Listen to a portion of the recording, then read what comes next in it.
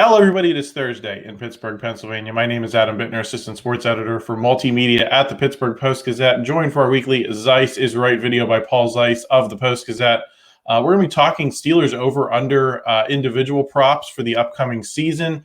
They're out at some sports books, so we're going to kind of go over, where we think those individual props are going to go. Not for gambling purposes, just for analysis of specifically this Steelers offense. We're also going to talk a little bit of Pirates. Paul has been active in some Pirates trade conversations this week, a little bit of reporting from our news hound here, and then a little bit of, throwing out there the possibility of the Pirates possibly trading Mitch Keller. So we're going to get into all of that. Before we do, just want to thank our sponsor for this episode of the podcast, Pella Windows and Doors. There's no better place to get new windows and doors installed in your home than Pella, who can help you save on energy costs year-round. Schedule a free in-home consultation with your local Pella Windows and Doors to find the right product for your home and budget. Give them a call at 866-593-1560 to discuss your project further. That's 866-593-1560 to get started planning on your new windows and doors installation with Pella Windows and Doors of Pittsburgh. All right, Paul, let's get into these over-unders. The first ones I'm going to throw at you are from FanDuel. Always a great time of year to do this because there's not a whole lot of news. But we still, are looking to analyze where we think things are going to go here. So I'm going to start with George Pickens at FanDuel is listed currently at over or under 975 receiving yards. Paul, obviously, he went over 1,000 yards last season in Matt Canada's offense. He went under in his rookie season. He went under that number. And obviously now you have the Arthur Smith offense coming in. There's a lot of question about how many balls there will be available to catch, how many, receptions, might be available. How do you look at a prop of 975 on George Pickens? I'm going to go over because I kind of have a hard time thinking that this offense is going to look particularly good if you go under 1,000 yards with your number one receiver. Yeah, I mean, if he stays healthy, I don't understand. I mean, I can't see him. If he's less than that number, it's not been a very good year for Russell Wilson and company. So, I mean, the wild card, anytime you bet one of these futures bets, anytime you bet one of these things where it's over under a certain yardage or a certain touchdown total or whatever, a lot of it is dependent on health. But when you're a receiver, it's also dependent on the quarterback and how well the quarterback plays. I'm going to go out on a limb and say Russell Wilson is going to be at least decent. I don't know if he's going to be great. I don't know if he's going to be, overly spectacular. I think he'll be an upgrade over the mess that they had last year. So, I mean, I feel like George Pickens, as long as he's healthy for, 15 of the 17 games, I can't see him going under 975. So if you're asking me, not that I would engage in such activities, but if you're asking me which way I would bet, I certainly would probably bet the over on 975. I feel like if Russell Wilson just is decent and, again, you went from maybe one of the worst offenses, at least schematically and, play calling wise in NFL history, to a guy who at least is competent, is a former head coach, whose offenses, are efficient, if nothing else. If you look at the numbers Ryan Tannehill put up, and I don't know that I think even at, 97 years old or whatever Russell Wilson is, he's better than Ryan Tannehill is on his best day. So I will go over with George Pickens because I think that if he's not over that total, it's a really bad sign for the Steelers. Yeah, what do you say about the offense? Just because I see a lot of people say, well, it's a run-focused offense. And again, to me, it comes off as people – I think I've said it on this show before. This is not Navy's offense. They're not running the triple option. There's going to be – you're going to have to be able to pass the ball in the NFL. I mean, does the offense enter into your thinking at all? No. I love all of the discussions about the offense, just like you said, like it's going to be, they're going to like this is going to be the Army-Navy game every week, but it's not. They're going to throw the ball. Ryan Tannehill threw for a lot of yards in Tennessee when he was in this offense.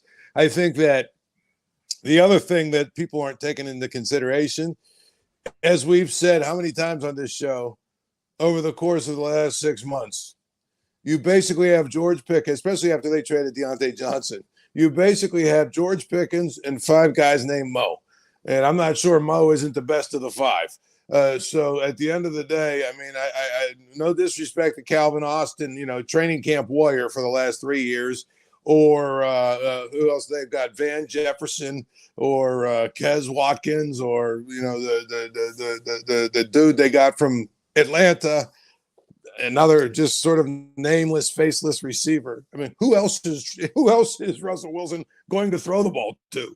And Pat Freiermuth, okay, good. He's a tight end that catches the ball. I'm sure they'll throw it to him, but he gets hurt so much. I don't know how many games he's actually going to be able to play.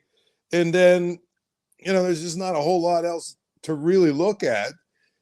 I can't see really any scenario where George Pickens is healthy and he doesn't get at least 1,000 yards receiving. If you show it to me, I'm going to tell you, if that happens, the Steelers either rushed for like 3,000 or 4,000 yards or something crazy, or they missed the playoffs.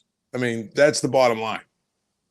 Yeah, I agree. Let's get into Najee Harris. Pretty low prop here. I think it was, looking here, 775.5 on FanDuel for the over-under. Obviously, he's been a 1,000-yard rusher every season. We can debate what that 1,000 yards means, but are you surprised at that number being so low, given the focus that is expected to be put on him this season? Well, I mean, I think that number is a product of the fact that people expect him to split carries with Jaylen Warren, and at that, what's that, 775 and 0.5? I mean, what's Jaylen Warren's is probably similar. So, Bet Online AG, which we should mention is offshore and unregulated, lists Jaylen Warren at 600.5 for his over/under. Okay, here's the thing. You were talking about basically 1,300 yards between the two of them. Again, much like George Pickens, if they only rush for 1,300 yards between their two, starting running backs, it's a really, really bad sign for them. It's a bad sign for the team. It's a bad sign for the offense. I don't know who's going to be. I feel like Najee Harris is still going to be the featured back. So if he's the featured back, I mean, really, they play, 17 games? He's the featured back. If he rushes for 50 yards a game, that's 850 or something, isn't it? I mean, I feel like he'll have a couple of the stinkers where he rushes for 20 or 25, but he'll have a couple that he rushes for 100, 110, 115. So again, I go back to with these prop bets. If it's Najee Harris over 775, if he's healthy for 15, 16 of the 17 games, he better be over. So I'll pick over, because I feel like the offense will allow him to rush for more yards, but more importantly, he's going to get enough carries that if he doesn't hit that total, again, it's a bad sign for the Steelers. Well, I think, I'll be surprised if the split is quite that severe, Paul, where it's close to 50-50 with a slight nod to Najee Harris, because I think they're invested in Jaylen Warren's future, and they're, at least at this point, they're not signaling that they are invested in Najee Harris's. So you wonder if they're gonna, kind of run the tires off him before they let him get to free agency. I mean, that's the way things look now. Maybe Najee Harris gets his extension, it changes the conversation. But I'm going to guess he goes over, just because I think he's going to get more than just like a 50 or maybe 50-50 or 55, 45 split, because the Steelers are incentivized to kind of keep as much tread on Jaylen Warren as they can. Yeah, I mean, but again, I still think, if they both get, I think they both could rush for 800 yards, right? That wouldn't be out of the realm of. I think that is well within what they're capable of. I think the other thing is, especially early in the season, they play some bad teams. And Mike Tomlin, if they get leads in the second half, they're going to run their wheels off. So, to me, I think that those are probably, I would say Pickens is over and Najee Harris is over, are two probably that I would say definitely. Now, the rest of the offense, there's a whole lot of questions about, but I think, Najee, if Najee isn't over 770, if he's healthy, it isn't over 775, and Pickens isn't 1,000-yard receiver, that's a really, really bad sign for the Steelers. In fact, if you told me that right now, that both of those guys are healthy and didn't hit those over totals, I'll tell you right now, the Steelers are not a playoff team. Yeah, I tend to agree, which, I mean, I guess begs the question of whether the books really think they are a playoff team. Let's get into Pat Freiermuth. We mentioned him at the top. Obviously, he has injuries, but BetOnline has his over-under at 50.5 catches. He still, despite the injuries, has gone over that number in 2 of his first 3 seasons. Last season was the one that he didn't. There was, a general lack of interest in using the tight end. Would you say if he's healthy for 12, 13, 14 games, Paul, that he's going to have a pretty good chance to go over 50.5, especially in this Arthur Smith offense? 12 games, that would be what? That would be almost 5 catches a game. And first of all, I don't know that he's going to be able to stay healthy for 12 games. I mean, his concussions have started to add up. He's got always some kind of injury that, bangs out his leg, his knee, his shoulder, his concussion, his this is one that I probably am going to go under on. I don't know that he's going to play enough games. I don't know that he's going to stay healthy enough to play enough games to get that many catches. So I'll go under on that one, actually. If he plays 13, 14, 15 games, yeah, absolutely, he'll go over 50 and a half catches, especially in this offense. But I just don't think he's going to be able to stay healthy and play enough that he's going to be able to get to that number. I also think that, we're going to probably see some of those tight end targets go to Mount Washington, and some go to Connor Hayward, and some actually even go maybe to like Najee Harris out of the backfield, or, as almost like an H-back type situation. So I'm going to go under. I'm going to say he's going to have under 50 and a half catches. I just think that he's not demonstrated that he could stay healthy, especially in the last couple of seasons here, which is one of the reasons why, even though, they're really high on him, I don't anticipate they're going to give him a second contract. Yeah, I can see that, and I think especially your point about the other tight ends. I think the Steelers are excited about some of those guys, even like Rodney Williams. They're kind of talked about as a group, so it begs the question of how many targets are going to be available, especially if there's naturally fewer targets because of the offense, and especially if the offense is working. Right? If it's not working, then maybe I might say, yeah, he'll sail over. But I think in the ideal world, you probably don't want Pat Freiermuth getting too many targets, because that would probably mean you're behind in games. You're throwing the ball more than you'd like. If you're throwing it 25 times a game, how many of those should be going to the tight end, and how many is he going to catch? Right. I agree with you, Paul. If it's 5 a game, I think that portends some bad things for the offense. Any more on the Steelers, Paul? Any thoughts on the Cam Sutton situation before we move on to the I have one more after this, but go ahead. Well, I was going to say the caveat in all of this is if they go out and trade for like Brandon Ayuk or somebody like that, it probably changes these numbers a little bit. But as we sit right now, they obviously don't have him, and they haven't traded for him. And so George Pickens is going to be their number 1 receiver, and, yada, yada. But if they make a big deal for a guy like that, obviously these numbers would change. As for Cam Sutton, I mean, the Steelers knew he was going to get suspended when they signed him.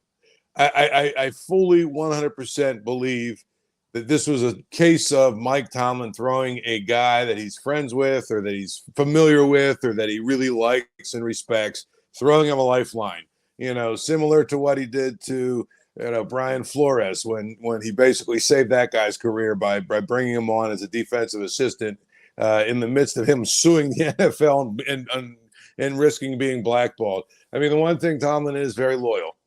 And so they went into it with their eyes wide open. They knew he was going to be suspended. As far as all the other stuff, I mean, I don't know what's right. I wrote a column about this the other day. I don't know what's right or what's wrong when it comes to signing a guy after he's been in trouble with the law. All I can say is the law offered him a diversion program where they can make this whole thing go away if he completes his program. So if they're going to give him a second chance, I don't know why Mike Tomlin is, if anyone would criticize Mike Tomlin for giving him a second chance.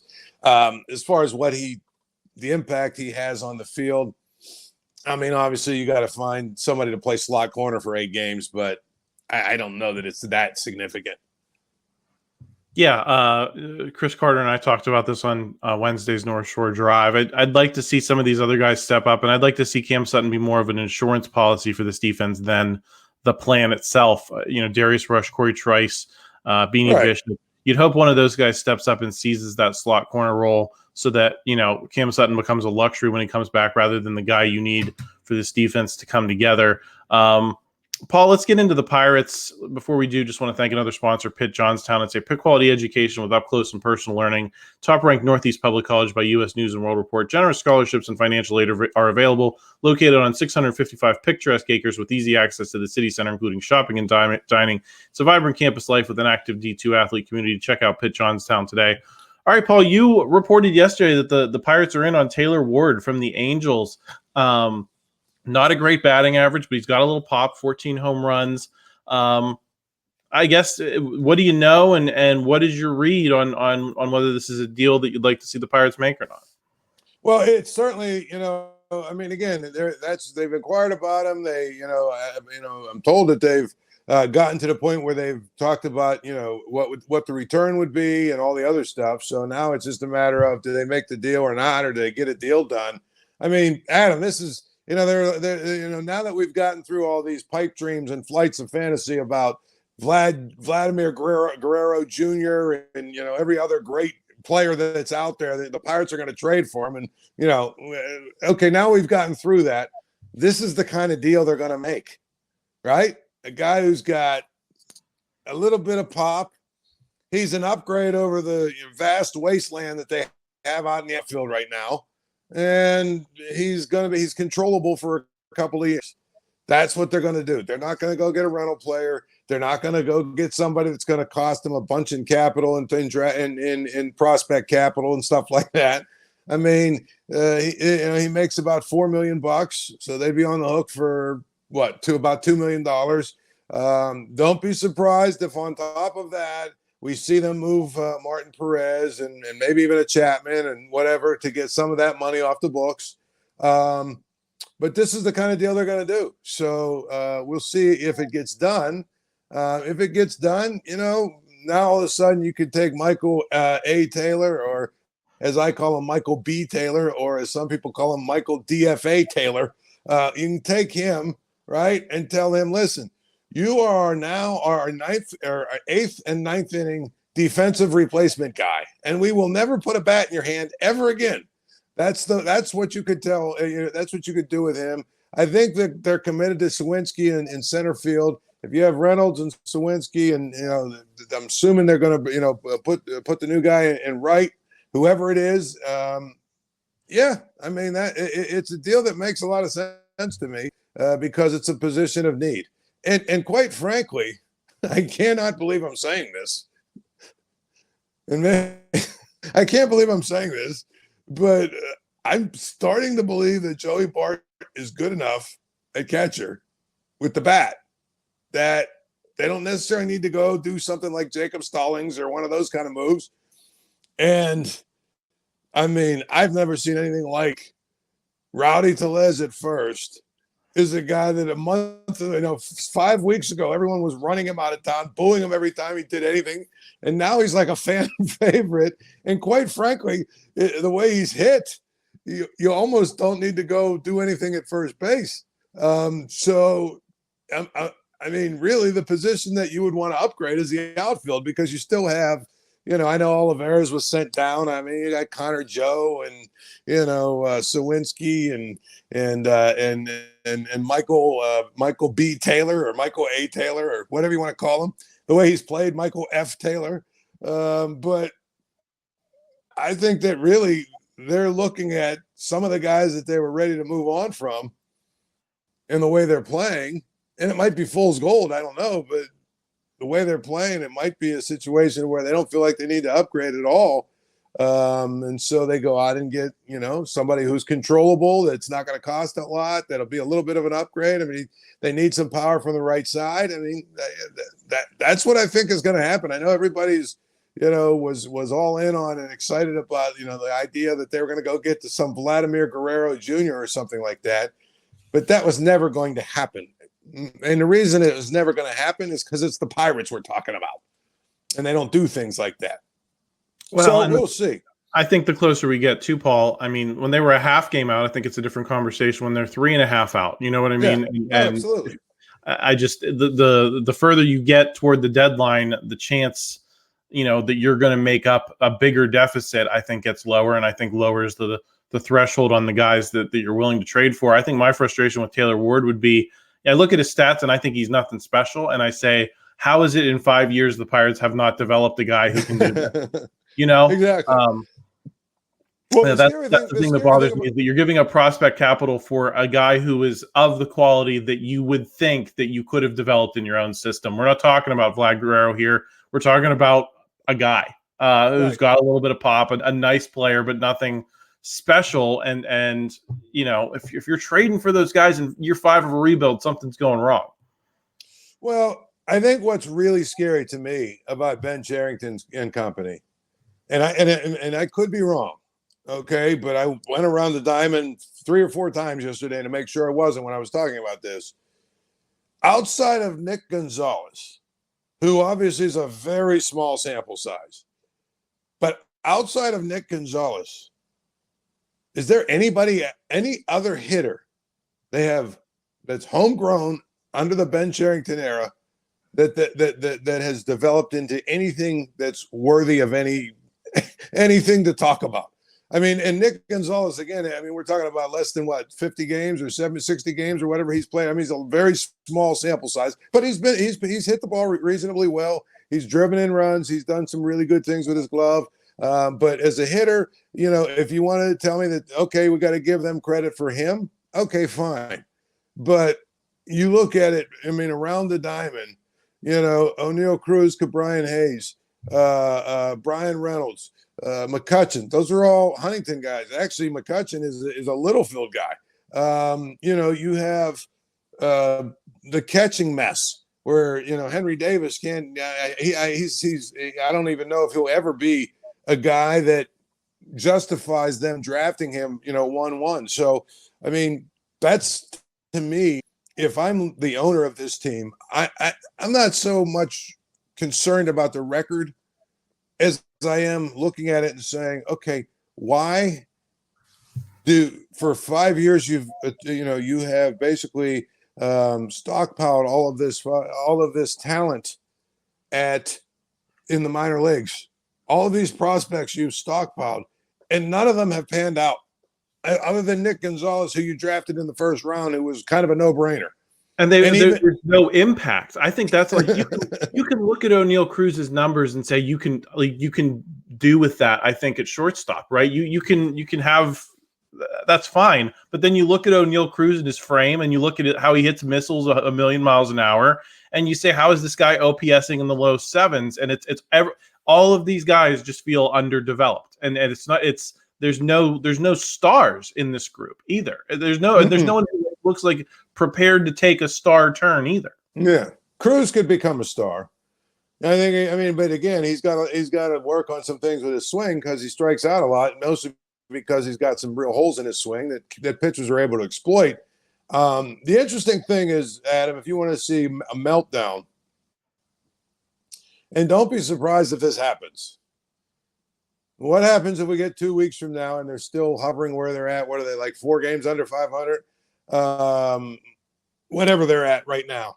Let's say over the next 2 weeks, I don't know, they go 7-7, right? So I think they're 44-48 right now. So now they're 51-55 2 weeks from now.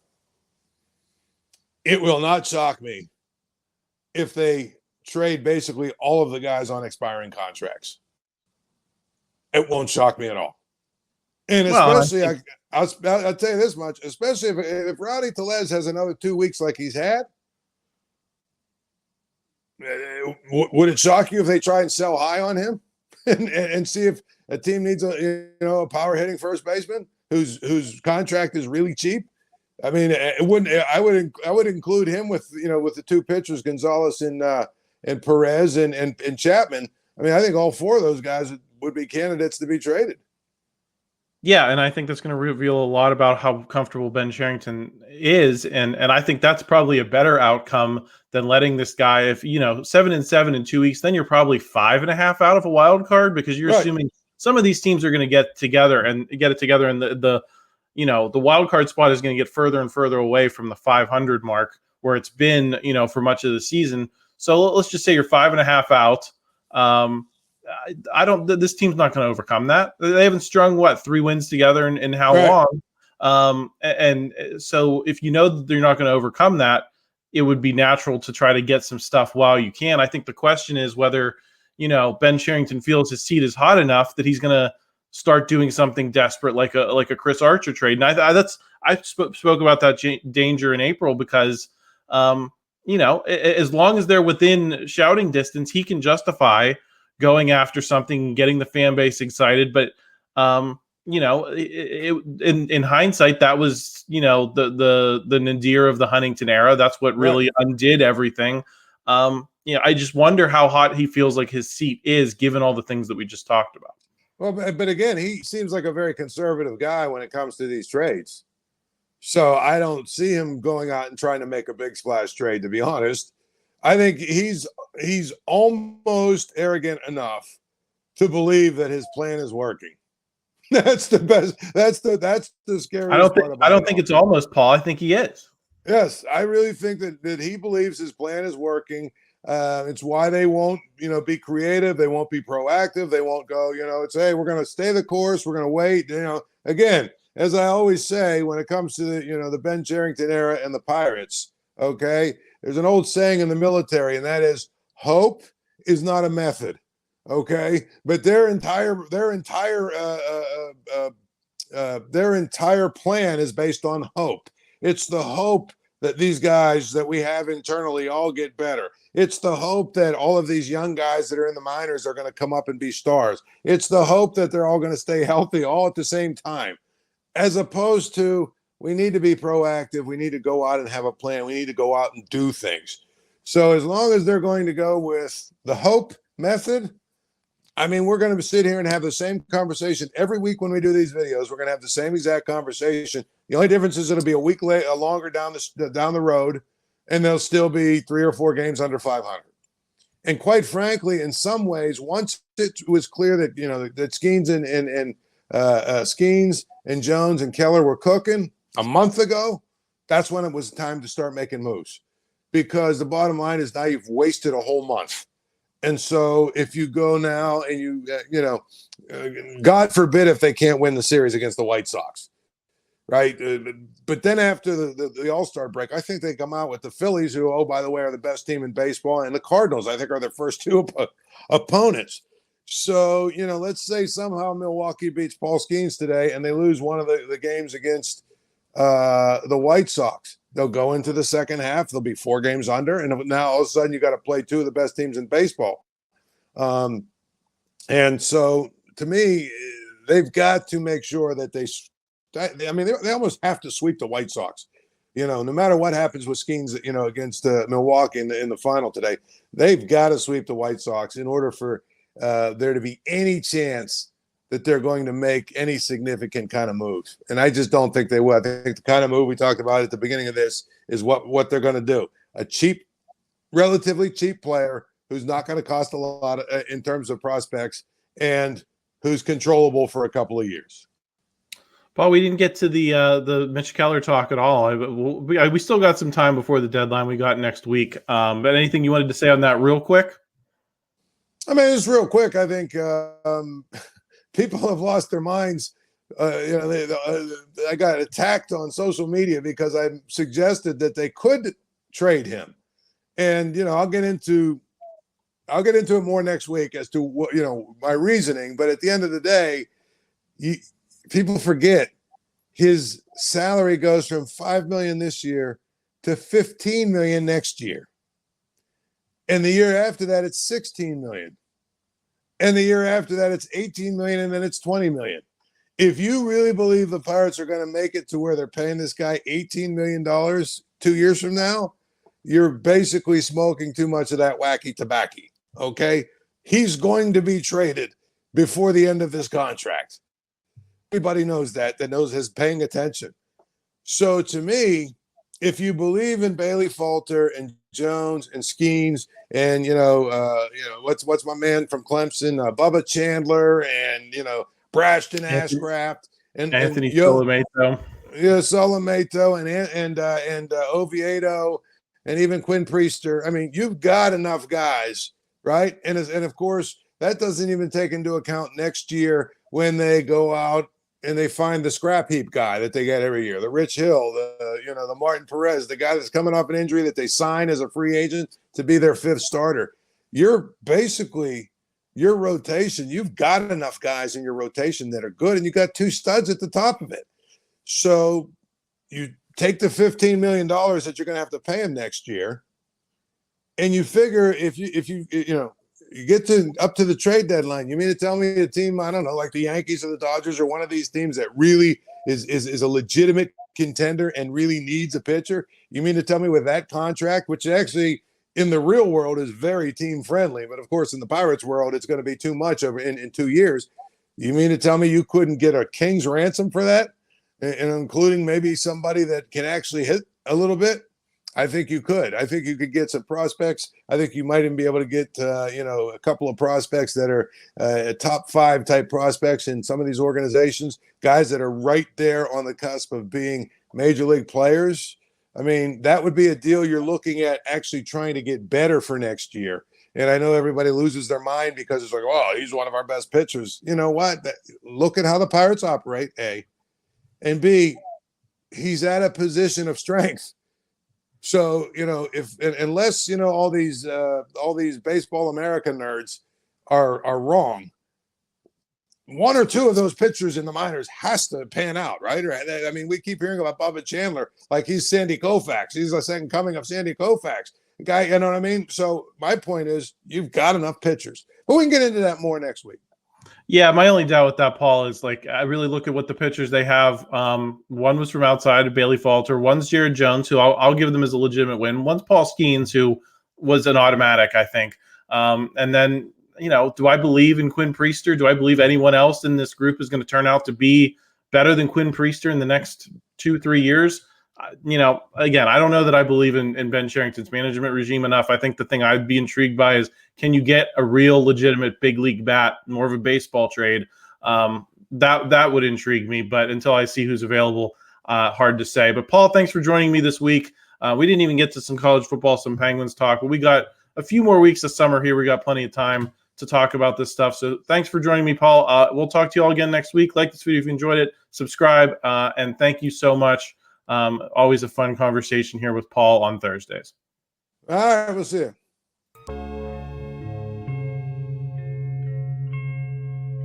Thank you for checking out this content from Post-Gazette Sports. If you watch this video on YouTube, please like the video and subscribe to our channel. For all of the sports coverage the Post-Gazette has to offer, visit post-gazette.com.